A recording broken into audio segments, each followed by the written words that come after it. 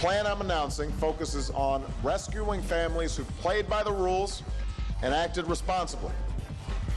Off the top at 6, President Obama's plan to save homes all over the country, including right here in South Florida.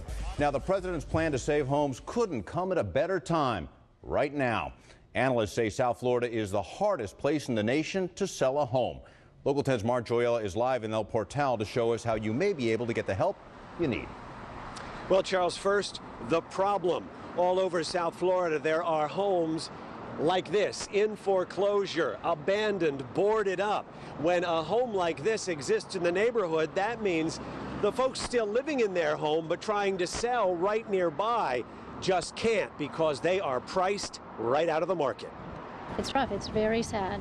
People are a lot of people, their lives are turned upside down. Coral Gables real estate broker Janie Coffey consoles clients who own their own homes, make mortgage payments, but want to sell.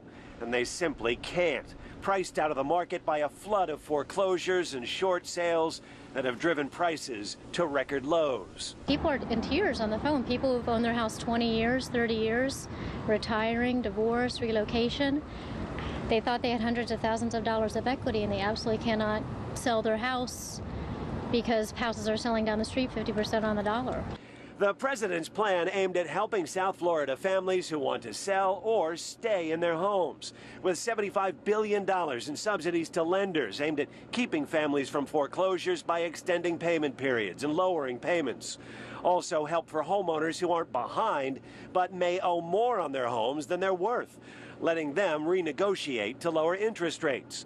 And finally, a $200 billion investment in Fannie Mae and Freddie Mac to make more mortgages available to encourage sales and reduce the massive inventory of unsold homes. If they have to sell, they want to sell, they will sell at a lower price because it's a buyer's market.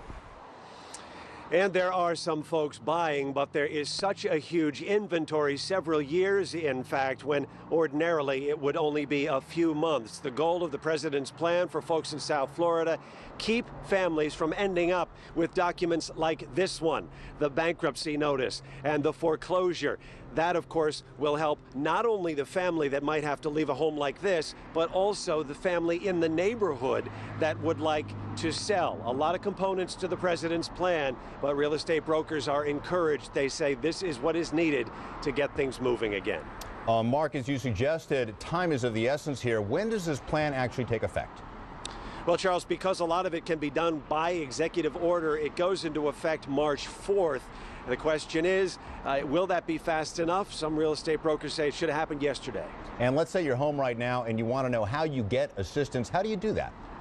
Well, Charles, a lot of it depends on what you're trying to do. If you're trying to keep your house out of foreclosure, well, you're going to want to be talking to your lender to get that renegotiation that will allow you to make the payments and avoid the foreclosure. If you're like the folks across the street and you want to sell, you will, of course, want to make sure that the other parts of the plan are happening. Talk to lenders as well and talk to the real estate brokers. A lot depends on what you aim to do. There are very many parts to this plan. All right, and at least lenders may have more possibilities to help you out. Mark Joyella live for us in El Portal. Thank you, Mark.